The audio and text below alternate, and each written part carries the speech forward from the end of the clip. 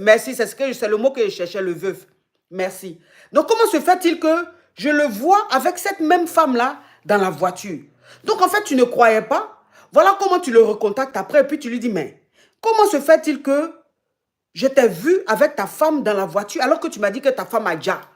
Il dit non, c'est ce que je te disais. Bon, entre-temps, avant de les voir dans la voiture, de le voir avec sa femme dans la voiture, comme ils ont un chat, tu voulais faire la connaissance du chat et tout. Et donc, il t'a dit, bon, ça c'est un autre délire, hein, ça c'est un autre monde. Hein, donc, vous savez. Donc, le gars t'a dit non, pour le moment, tu ne peux pas faire la rencontre de mon chat puisque il n'a pas d'enfant. C'est un Whitey, il n'a pas d'enfant. C'est son chat là qui est son enfant. Donc, ça veut dire que si lui, il a envie de faire du sérieux avec toi là, de la manière, il y a des gens, quand il veut faire du sérieux avec une femme, il dit, je vais te faire rencontrer mes enfants, je vais te présenter à mes enfants là. Lui, c'est te présenter quand il te présente à son chat, c'est que vraiment, il veut te marier. C'est que l'amour est là. Donc, toi, maintenant, quand tu lui as dit, ah, quand est-ce que je vais faire connaissance, tu vas me présenter à ton chat? Il dit, non, pour le moment, je ne peux pas te présenter à mon chat parce que l'esprit de ma femme est encore dans la maison. Donc, il faut patienter. Voilà comment, quelque temps après, tu le vois dans la voiture avec sa femme. Donc, quand tu l'appelles pour lui dire, mais tu m'as dit que ta femme a déjà. Tu m'as dit que ta femme a déjà. Mais comment se fait-il que je la vois, je te vois avec elle dans la voiture? Il dit, non, c'est pour ça que je t'ai dit que son esprit rôde. Tu as vu, c'est une illusion. Tu m'as vu, tu l'as vu à côté. C'est son esprit qui est là comme ça. Sinon, ce n'est pas elle en réalité. Hein. C'est l'esprit de son Djali là qui est là comme ça. C'est bien ça? C'est exactement. Ok, oui, continue ma chérie. Ah, les hommes mariés. Ah non, ah non, ah non. Ça, c'est un autre niveau. Hein. Wesh. Oui. Et après, elle m'a dit que tu devrais aussi venir avec moi pour aller se soigner avec le médium parce que je suis comme toi aussi, je le vois tous les jours partout où je vais. Donc maintenant, tu es impliquée dans cette affaire. C'est pour ça que tu l'as vue, mais elle est morte. Il a dit qu'elle a déjà vraiment, elle est plus dans ce monde, il a dit. Je sais pas. Avant cela, ma coach, il a dit, on avait un projet de construire pour qu'on puisse vivre dans une autre maison. On va pas se mêler de là où il a vécu avec sa femme. Avec sa femme, oui. Oui. Et je sais plus, ma coach, il essaie essayer de me convaincre que sa femme a vraiment déjà, mais j'y crois pas. J'y crois pas et je sais pas. Je sais plus quoi faire. Donc, ça veut dire que quand il t'a dit que c'est l'esprit de sa femme là que tu as vu, sinon c'est pas elle. C'est-à-dire que c'est pour ça qu'il t'a dit que l'esprit de la femme est là.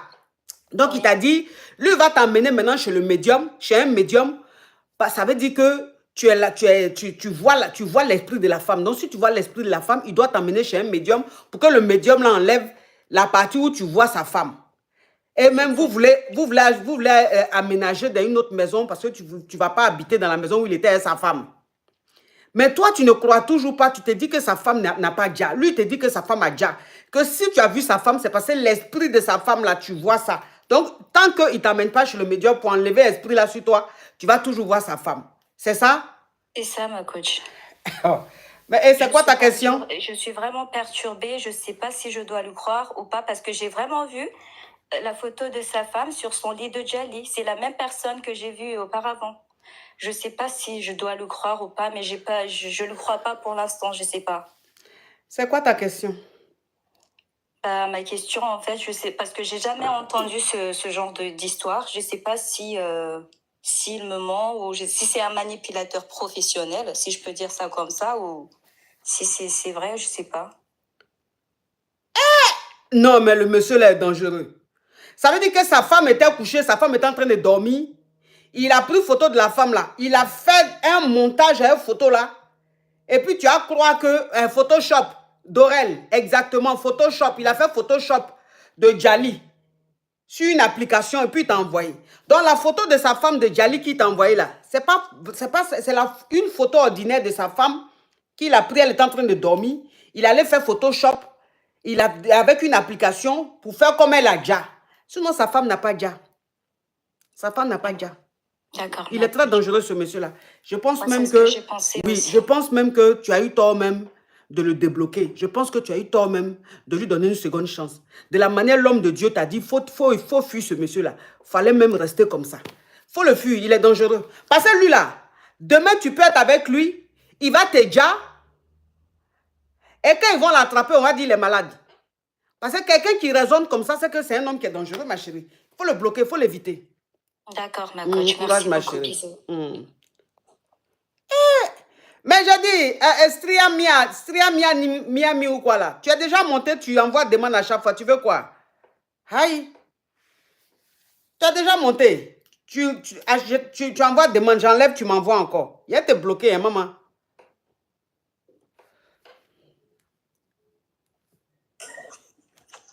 Attends, hein, j'ai mis quelqu'un en attente sur WhatsApp, j'ai oublié. Allô? Oui, allô, coach, c'est pour poser question. Ok, on t'écoute. Toi qui es sur WhatsApp là, tu parles ou bien tu parles pas? Oui, donc, moi j'ai une confidence à te faire, c'est très délicat. J'ai rencontré une mosso, du coup, il y a 1 an et demi. Donc, elle est ivoirienne et congolaise. Oui. Et... En fait, son grand frère, c'est le genre d'homme qui sort avec beaucoup de femmes, tout ça. Il a un peu une réputation. Et ce grand frère-là, il y a 2 semaines de cela, donc en fait, avec sa petite sœur, tout va bien. Dans mon couple, tout va bien avec cette fille. Mais son grand frère, en fait, je l'ai surpris dans la chambre de de sa petite sœur. Je suis entré dans sa chambre. Faut parler en code, hein. Faut pas venir signaler mon live ici. Et je l'ai surpris... en train de gré, quoi? Non, pas en train de gré, en train de ce truc. En train de se colophie. Voilà, avec ma photo. Donc, par la suite, oui, c'est très... voilà. Donc, par la suite, je suis sorti. Je suis sorti dehors et j'ai commencé à beaucoup réfléchir. Je me suis dit, mais est-ce que c'est vraiment ce que j'ai vu? Et son grand frère, il a essayé de me rattraper dehors pour m'expliquer ce qui s'est passé. Donc, il m'a fait faire une confidence pour lui... Il voulait m'avouer, en fait, qu'il avait quelque chose pour moi. Oui. Sauf que moi, du coup, je lui ai fait comprendre que ce qu'il a fait, c'était un très grand manque de respect parce que il sait que moi et sa petite sœur, on a une relation. Et que moi, j'ai envie d'être avec sa petite sœur, mais dans une relation sérieuse, fonder une famille, le mariage, tout ça. Hein? Son grand frère, donc, du coup, son grand frère, lui, il a fini par accepter. Et déjà, donc ça fait déjà 2 semaines que j'en ai pas encore parlé à ma copine et je sais pas en fait comment... je sais pas comment lui en parler en fait. Et ok, on demande de récapituler, je vais récapituler. Alors, ce jeune que vous voyez là, il a sa petite amie. Il a sa petite amie, ils sont dans la vingtaine, hein, il a sa petite amie. Et sa petite amie a son grand frère. Donc lui, il va à la maison, il va chez sa petite amie, il rentre là-bas, il n'y a pas de souci, ça ne dérange pas. Donc un jour, il allait chez sa petite amie et il rentrait dans la chambre de sa petite amie. Parce qu'il faut savoir qu'il y a des familles, quand leurs enfants sont adultes, leurs petites amies peuvent venir à la maison, ils peuvent même dormir à la maison, ça ne les dérange pas. En tout cas, eux, ça ne les dérange pas. Il y a des familles comme ça. Il y a des familles où même si ton enfant... Attends, hein, je suis en train de récapituler. Il y a des familles où même si ton enfant a 20 ans, 21 ans, qu'il est encore en famille, il y a des familles là, ta go ne peut pas venir dormir là. Elle peut venir te rendre visite, mais pour dire elle va dormir là jamais. Mais il y a des familles, eux, ça ne les dérange pas, c'est leur choix. Donc lui, il va chez sa petite amie sans problème. Et donc quand il allait chez sa petite amie, il rentre dans la chambre de sa petite amie, il veut rentrer dans la chambre de sa petite amie qui est la petite soeur au jeune qu'il a trouvé dans la chambre de sa petite amie. Et il avait la photo de celui-là. Et il était en train de se qualifier sur la photo de celui-là. Donc lui, quand il a vu, il a tellement choqué, ça l'a tellement choqué qu'il n'a même pas dit un mot, il est ressorti de la maison et puis il allait prendre un peu d'air. Parce qu'il était trauma. Donc après, maintenant, le gars, c'est dit que le frère à sa petite amie vient lui dire que, excuse-moi, mais je t'avoue que je suis fond de toi. Moi, j'aime le mogo, je suis double plus, j'aime le mogo. Donc lui, et que maintenant son beau lui dit non, il ne faut pas dire à ma soeur, vraiment c'était plus fort que moi, mais je suis fond de toi, tu me plais et tout. Et lui, maintenant, il dit à son beau-frère, mais moi, je ne suis pas comme ça. Et puis, je trouve que c'est un manque de respect. Puisque je sors avec ta petite soeur, tu ne peux pas prendre ma photo pour te qualifier dessus. Et puis, tu ne peux pas venir me draguer en sachant très bien que je sors avec ta petite soeur. Et il a dit, bon, ok, il n'y a pas de problème, je comprends. Excuse-moi, ça ne va plus se répéter. Mais lui, ça fait 2 semaines, mais il ne se sent pas bien. Il n'est pas bien. Donc, il a envie de dire ça à sa petite amie. Il a envie d'expliquer ce qui s'est passé à sa petite amie. Mais en même temps, comme c'est le frère à sa petite amie, il n'a pas envie de créer des problèmes dans la famille. Donc, il est un peu confus. C'est bien ça? C'est ça, exactement. Ok. Donc, ta question, c'est de savoir si tu dois en parler à ta petite amie ou pas. Voilà, oui, c'est ça. C'était Ok. pendant en plus le repas de famille, donc c'était très délicat en fait. Mhm. Ouais, ouais, ouais, ouais, ouais, ouais, ouais, ouais, ouais, ouais, ouais.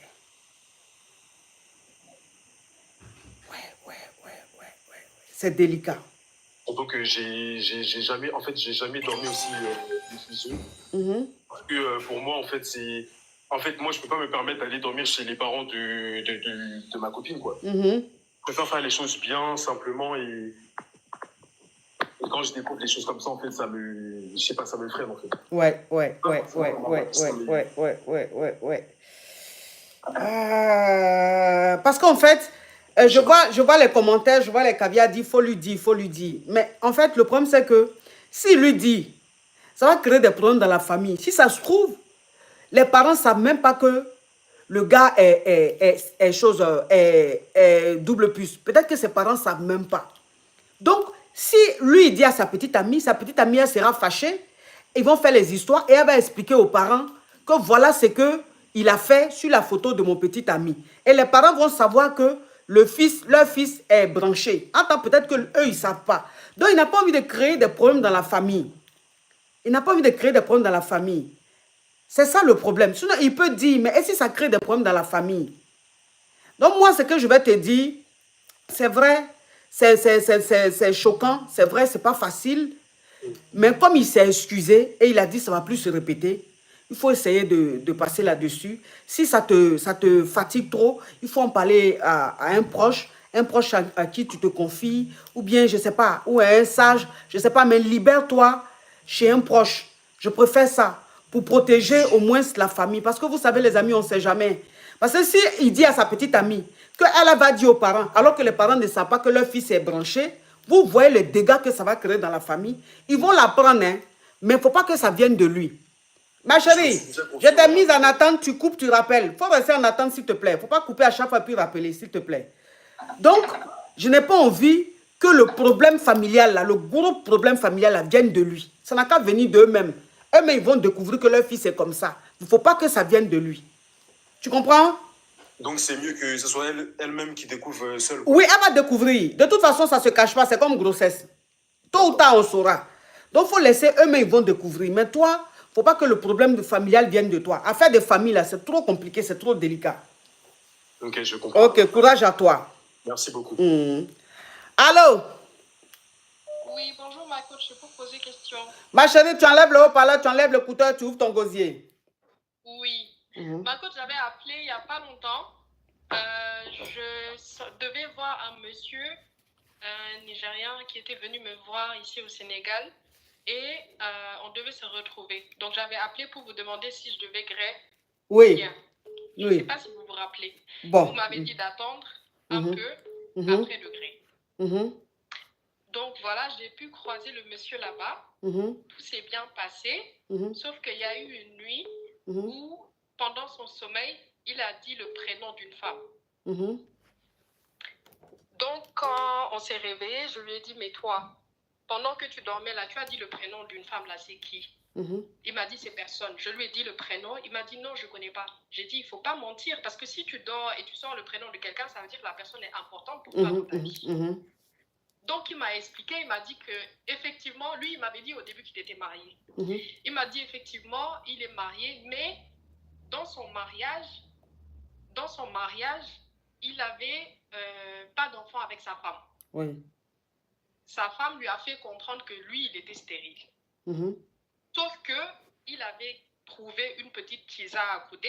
Et quand il a gré avec la tisa, il a eu un enfant.